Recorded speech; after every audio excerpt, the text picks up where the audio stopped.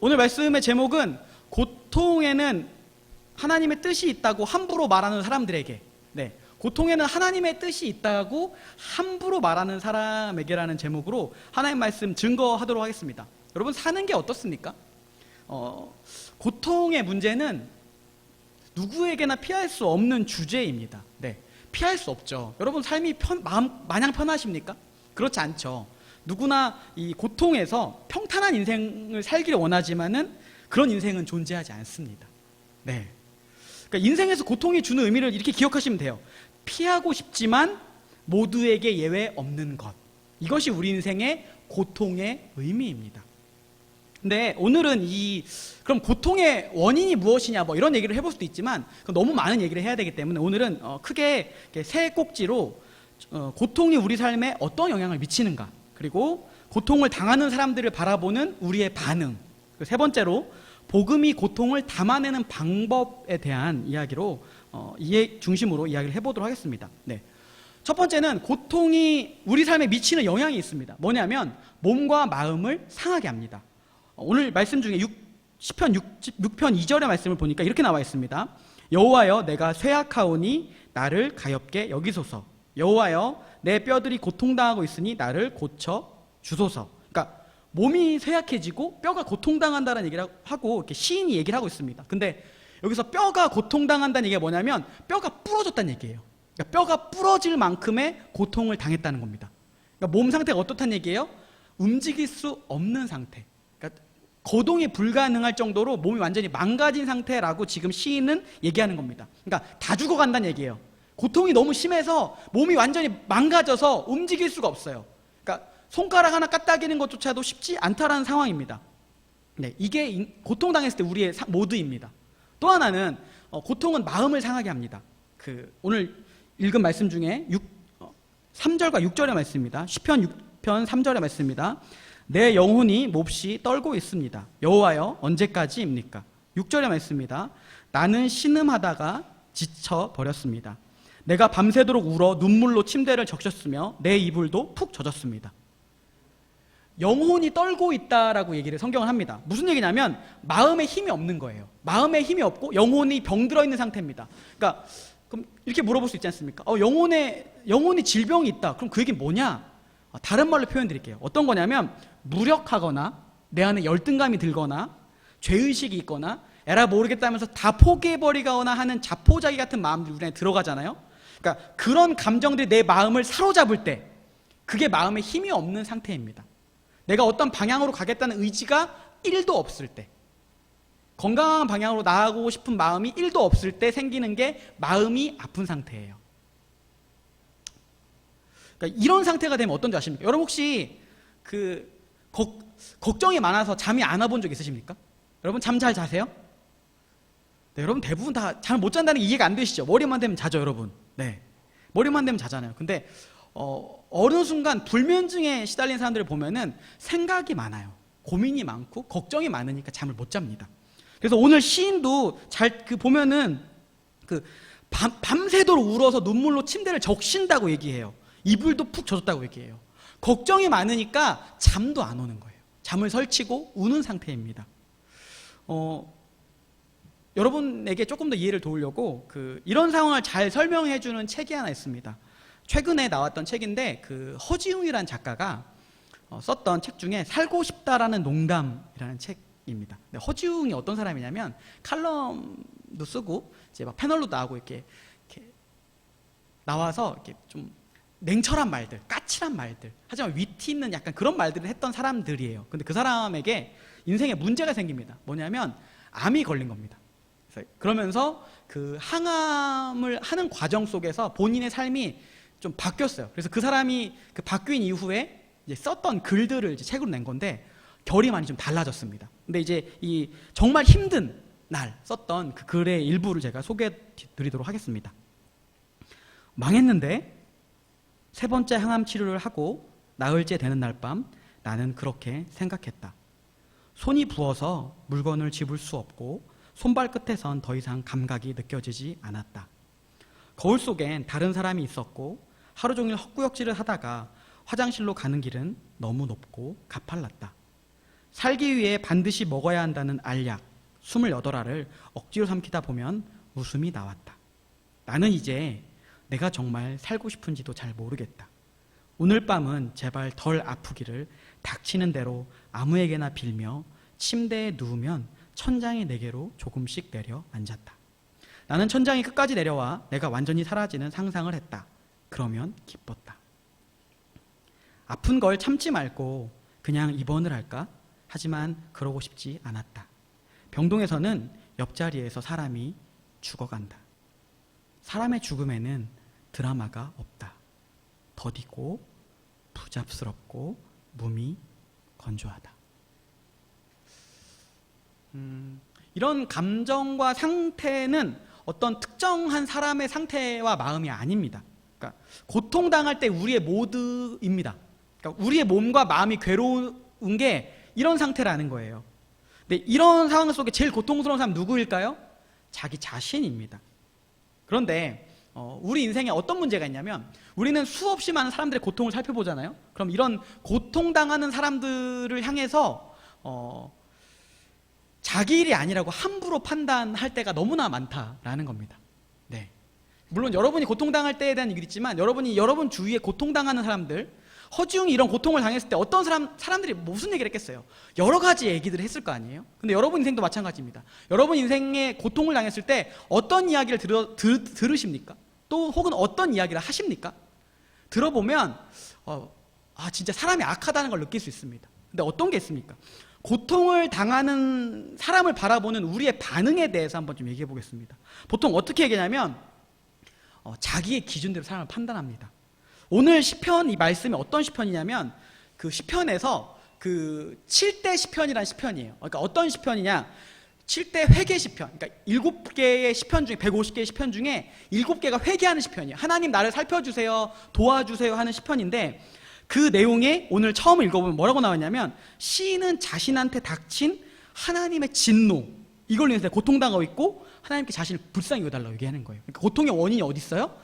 내가 하나님을 분노하게 했다라는 얘기를 하고 있습니다. 그 말씀이 어디에 나와 있냐면 1, 2절에 나와 있습니다. 제가 읽어드릴게요. 여호와여 주의 노여움으로 나를 꾸짖지 마시고 주의 분노로 나를 벌하지 마소서. 여호와여 내가 세악하오니 나를 가엾게 여기소서. 여호와여 내 뼈들이 고통당하고 있으니 나를 고쳐 주소서.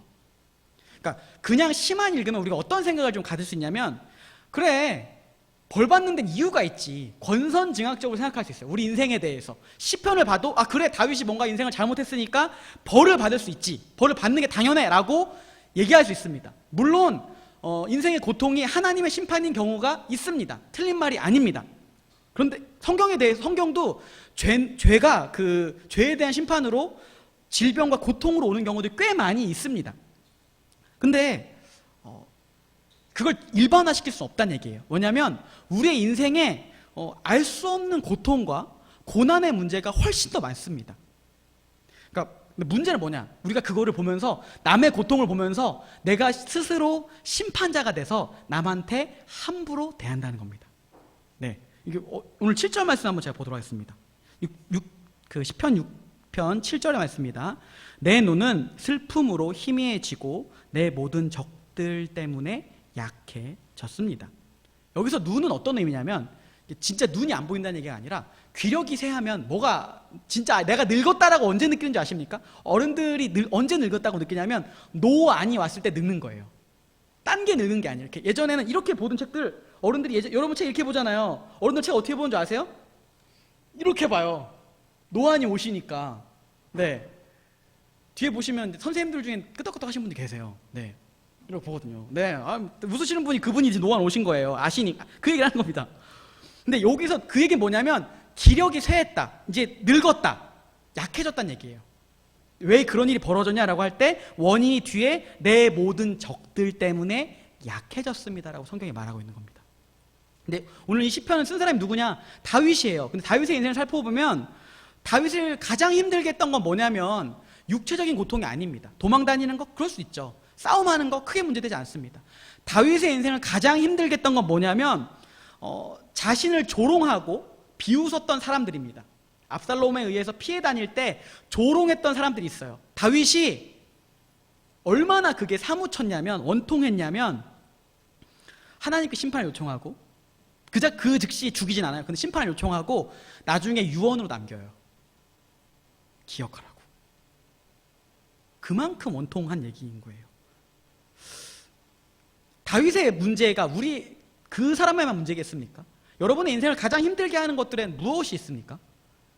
대부분은 이런 일들이에요. 적들이 나를 괴롭게 할 때, 적들이 내 마음을 괴롭게 할 때, 힘들게 할 때, 이게 문제라는 겁니다. 근데 우리가 고통당할 때 마음이 힘들면 그때부터 몸도 약해져요. 그러니까 우리가 고통당할 때 고통당하는 사람들을 보면서 함부로 판단하거나 함부로 말하면 안 되는 이유가 여기에 있습니다. 지겹다고 그 정도 얘기하면 됐지라고 얘기하는 사람들한테 그 사람 여전히 지옥인데 함부로 그렇게 얘기하면 안 된다라는 겁니다. 근데 우리가 이렇게 고통당하는 사람들을 보면서 이렇게 나름 걱정이랍시고 하는 패턴들이 몇 가지가 있어요. 크게 3가지 패턴이 있는데, 첫 번째 패턴이 고통당한 사람들을 보면서 이렇게 얘기합니다. 원인이 있으니까, 잘못한 게 있으니까 이런 벌을 받았겠지? 대놓고 얘기하진 않아요. 근데 하나님께 회개해. 먼저 이렇게 얘기하면서 그 사람의 문제의 원인을 자기가 찾고 그 사람을 정죄하는 모습이 첫 번째가 있습니다. 두 번째는 뭐냐면 자신의 경험에 빗대어서 섣부른 판단을 합니다. 내가 예전에 뭐 이런 일을 겪었었는데 하나님이 이런 경험으로, 하나님이 이렇게 기도했더니 하나님이 날 도와주셨어, 살려주셨어 하면서 묻지도 않았는데 막 앞에서 자기 얘기를 막 해요. 전혀 위로가 안 됩니다. 전혀 위로가 안 돼요. 그건 그 사람 상황이고 내가 힘들어 죽겠고 그 사람과 나는 상황이 다르잖아. 똑같은 방법을 어떻게 써요? 상황이 완전 다른데. 근데 자기 얘기로 일반화시켜서 너도 그렇게 하면 해결할 거라면서 이렇게 막 얘기하는 겁니다. 그리고 3번째, 사람이 보여주는 그 행동 패턴 중에 3가지는 뭐냐면 되지도 않는 위로를 합니다. 어머 얼마나 힘들까. 하나님이 이 모든 거에 하나님이 뜻이 있을 거야. 힘내. 이딴 소리 합니다. 고통당하는 자들에게 하나님이 뜻이 있을 거야라고 얘기하는 말이 얼마나 폭력적인 말인 줄 아십니까? 내가 이해가 안 되는 하나님 뜻인데 네가 뭔데 이해를 해. 네가 뭔데 이해를 시키려고 할 수 있는 거예요. 여러분 당해보시면 이 말이 확 와닿습니다. 그 말이 얼마나 폭력적으로 나에게 다가오는지를 이해할 겁니다. 이런 얘기들이 성경에도 잘 나와 있습니다. 성경에 보면은 잘 보여주는, 이런 고통에 대해서 잘 얘기해주는 성경이 있습니다. 뭐냐면 욥기입니다. 욥기를 보면 욥이 고통을 당합니다. 근데 욥이 당한 그 고통에서 새 친구들이 와서 위로한답시고는 이렇게 원인을 막 얘기합니다. 그러면서 욥을 정죄해요. 네가 문제가 이랬던 게 막 이렇게 얘기합니다. 그리고 또 하나 뭐냐면 자신의 경험을 빗대서 함부로 또 막 얘기합니다. 그리고 욥이 이런 친구들을 가리켜서 이렇게 얘기합니다. 욥기 16장 2절에 보면 이렇게 나옵니다. 이런 말은 내가 많이 들었나니 너희는 다, 잘 들으세요, 재난을 주는 위로자들이구나. 재난을 주는 위로자. 위로하러 왔는데 그게 재앙인 거예요. 어줍잖은 판단, 어줍잖은 위로, 인과를 찾죠. 근데 아닌 척하지만 그게 욥에게 위로가 아닌 거예요. 재난이에요. 재앙인 겁니다. 근데 우리 안에도 아닌 척하지만 그 마음 한 구석에는 재난을 주는 위로자의 모드가 있어요. 그 사람이 안타까워서 뭐라도 도와주고 싶은 마음은 있지만 함부로 얘기합니다. 내가 판단해서 얘기합니다. 그 사람의 속사정을 다 들어보기까지 알 수 없는 것들이고 아직 말하고 싶어 하지도 않은데 지레짐작 판단해서 함부로 얘기하는 게 우리의 모드인 거예요. 그러니까 남 얘기하는 게 아니라 내 안에 있는 재난을 주는 위로자 모드가 있는지를 살펴보라는 얘기입니다. 그럼 복음은 이런 그 고통의 문제를 어떻게 담아낼까요? 이제 이 다음은 성경은 이제 이 다음을 중요합니다. 우리가 보통 이런 모드로 살고 있고 성경은 인간의 현실을 이렇게 고발합니다. 그러면 성경은 고통의 문제에 대해서 어떻게 이걸 담아내는가, 복음은 이걸 어떻게 담아내는지에 대한 이야기를 해보도록 하겠습니다. 자, 저를 따라해보도록 하겠습니다. 복음이 고통을 담아내는 방법, 구원자가 고통당하는 삶의 현장으로 들어감. 네, 시의 마지막 부분을 좀 보도록 하겠습니다. 시인의 어투가 앞쪽에는 나 죽을 것 같아요, 다 죽었어요 라고 얘기하다가 뒤편으로 갈수록 야 이제 괜찮아, 이제 좀 이렇게 업되는 느낌이 있는 구절들이 있어요. 몇 절부터냐면 9절부터 10절입니다. 제가 읽어드릴게요. 여호와께서 내 간청을 들으시고 여호와께서 내 기도를 들어주시리니 내 모든 적들이 두려워하며 부끄러움을 당한 후 곧 물러가리라. 시인이 하나님께서 자신의 기도를 들어주고 이 모든 문제가 해결될 것이다라고 확신하고 있어요. 자신감을 가지고 있어요. 근데 어디에서 이런 자신감이 나온 걸까요? 이 근거는 어디 있을까? 앞에는 다 죽어가겠다고 막 말했던 사람이 마지막에는 하나님 내 기도 들어주셨고 나 이제 살았어 라고 얘기할 수 있는 원인이 어디 있을까요? 그것은 하나님의 성품에 근거한 것입니다. 4절의 말씀인데요. 같이 한번 이거 읽어보도록 하겠습니다. 시편 6편 4절의 말씀입니다. 같이 한번 읽겠습니다. 시작.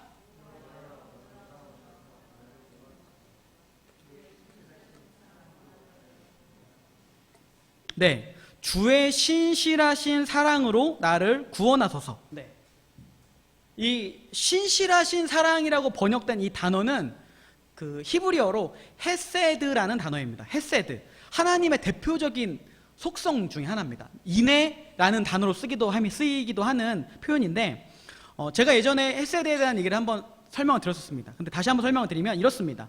헤세드는 이겁니다. 강자가 자신을 희생해서 넘어져 있는 약자를 일으켜 세우는 것, 이게 헤세드입니다. 뭐라고요? 강자가 넘어져 있는 약자를 자기 몸을 써서 일으켜 세우는 것, 이게 헤세드입니다. 다윗이 요청한 게 뭐냐면 하나님의 그 헤세드로 인해서 내가 지금 넘어져 있습니다. 나를 건져 주십시오. 이거인 거예요. 그래서 내가 건짐을 받았다고 얘기합니다. 근데 보세요. 약자를 이렇게 세우려면 어떻게 해야 합니까? 생각해 보세요. 넘어져 있는 사람 이렇게 세우려면 어떻게 해야 돼요?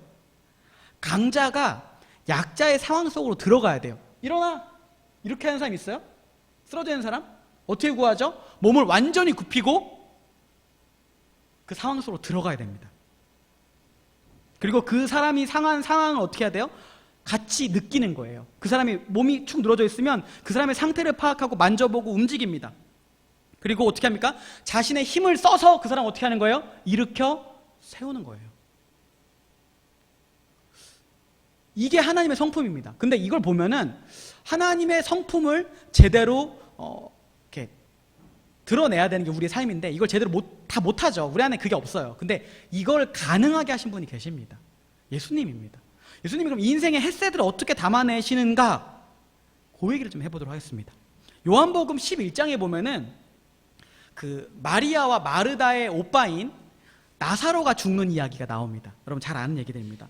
그 나사로가 병이 걸렸다는 얘기를 들었어요. 그러니까 빨리 와서 이를 고쳐달래. 근데 예수님 어떻게 합니까? 이틀을 그 자리에서 머무릅니다. 그리고는 천천히 가요. 그래서 그 사이에 어떤 일이 벌어집니까? 나사로가 죽었습니다. 집안에 슬픔이 가득해요. 고통의 끝에는 죽음이 항상 있기 때문에 슬픔이 있을 수밖에 없는 상황인 거예요. 근데 예수님이 마리아 집에 도착했을 때 마리아랑 사실 되게 친하거든요. 근데 마리아가 안 나와봐요. 마리아가 예수님 안 마주쳐요. 마음이 상한 거죠. 근데 마리아의 언니인 마르다가 나와서 예수님 맞이합니다. 그리고 이렇게 얘기합니다. 예수님 좀 더 빨리 오셨으면 우리 오빠가 죽지 않았을 텐데 아쉽습니다. 이렇게 얘기하는 거예요. 그때 그 아쉬움을 표현하는 마르다에게 예수님 말씀하십니다. 요한복음 11장 25절의 말씀인데요. 제가 읽어드리겠습니다. 예수께서 마르다에게 말씀하셨습니다. 나는 부활이요 생명이니 나를 믿는 사람은 죽어도 살겠고 살아서 나를 믿는 사람은 영원히 죽지 않을 것이다. 내가 이것을 믿느냐? 네. 무슨 얘기예요? 예수님이 이 사람을 살리겠다고 약속하셨죠. 그러니까 어떻게 하는 거예요? 마르다가 예 믿습니다 하고 이 얘기를 듣자마자 마리아를 데리러 가요. 그리고 예수님 앞에 마리아를 데려다 놓습니다. 근데 이때 마리아가 마르다랑 똑같은 반응을 보입니다. 예수님 일찍 왔으면 우리 오빠 병으로 안 죽을 수도 있었잖아요. 예수님 고쳐주면 나을 수도 있었잖아요. 그 얘기를 합니다. 보통 사람 같으면 어땠을까요? 이미 한 얘기가 있잖아요. 그러니까 예수님이 야 내가 마르다한테 고쳐준다고 얘기했어. 그러니까 울지 마. 이럴 수 있잖아요. 해결될 수 있잖아요. 근데 예수님 그렇게 하지 않으십니다. 다시 살리는 것에 예수님이 계획이 있어요. 그런데 이들한테 예수님 그게 우선이 아니라는 걸 아셨습니다. 어떻게 하냐면 이들한테 어떻게 할 수 없는 그 죽음 때문에 오는 무력함, 슬픔, 고통을 당하는 모습을 보면서 예수님 제일 먼저 하신 게 공감하십니다. 마음이 비통해 하시면서 같이 우세요. 요한복음 11장 33절에서 35절의 말씀입니다. 예수께서는 마리아가 흐느껴 우는 것과 따라온 유대 사람들도 함께 우는 것을 보시고 마음이 비통해 괴로워 하셨습니다. 예수께서 말씀하셨습니다. 나사로를 어디에 뒀느냐? 그들이 대답했습니다. 주여, 와서 보십시오. 예수께서는 눈물을 흘리셨습니다. 부활이고 생명이신 예수님이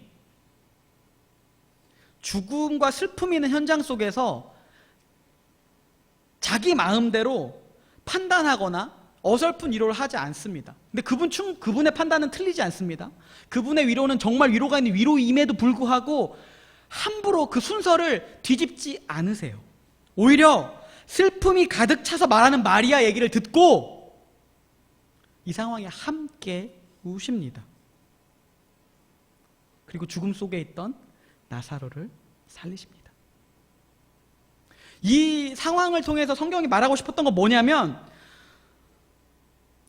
예수님이 누구냐라고 할 때 죽음이 우리 인생의 모든 고통과 슬픔, 그 문제를 대신 짊어지시는 분이 계시다는 거예요. 공감하시는 분이 계시고 그분이 우리를 대신해 죽음 속으로 걸어 들어가셨다라고 얘기하는 거예요.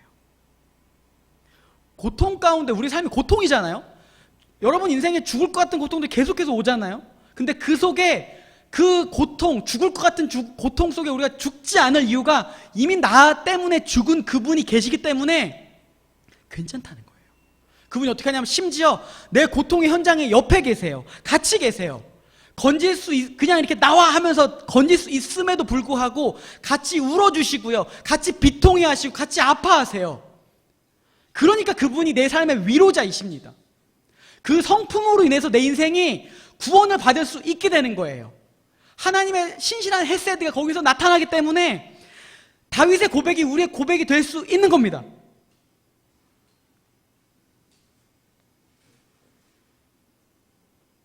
가장 강하신 분이 가장 약하게 되어서 고통당하는 자를 구원하신다. 이게 복음이 고통을 담아내는 방법입니다. 다시 한번 얘기할게요.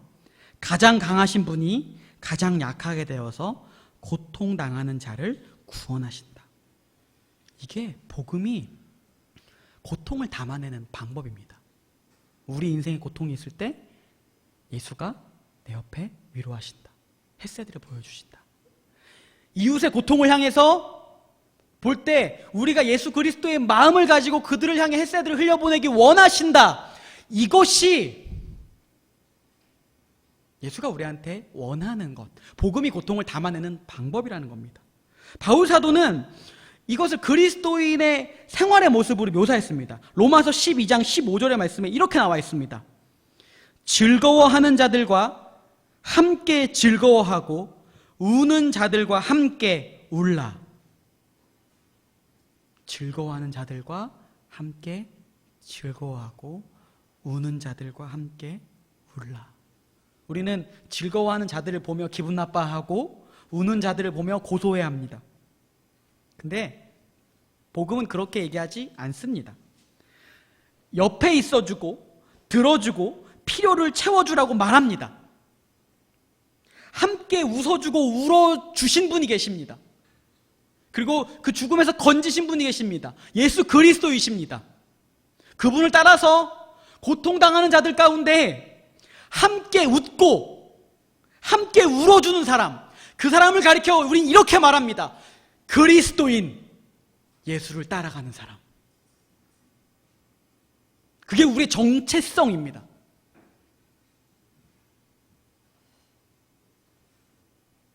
말씀 정리할게요. 고통은 피하고 싶지만 모두에게 예외가 없습니다. 고통이 우리 삶에 미치는 영향은 몸과 마음을 상하게 합니다. 고통당하는 사람을 바라본 우리의 반응은 어떻습니까? 인과를 찾고 자신의 경험을 빗대어 말하고 되지도 않는 위로를 합니다. 근데 복음이 고통을 어떻게 담아냅니까? 구원자가 고통당하는 삶의 현장으로 오셔서 자신의 헤세드를 베풀어 주십니다. 예수님이 베풀어 주신 헤세드로 인해서 우리가 고통당하는 사람들에게 하나님의 헤세드를 베풀 수 있게 되었습니다. 그 사람이 누구입니까? 그리스도인. 함께 울고 함께 웃어주는 사람. 참된 그리스도인으로서 한 주를 살아가는 여러분이 되기를 소망합니다. 기도하겠습니다.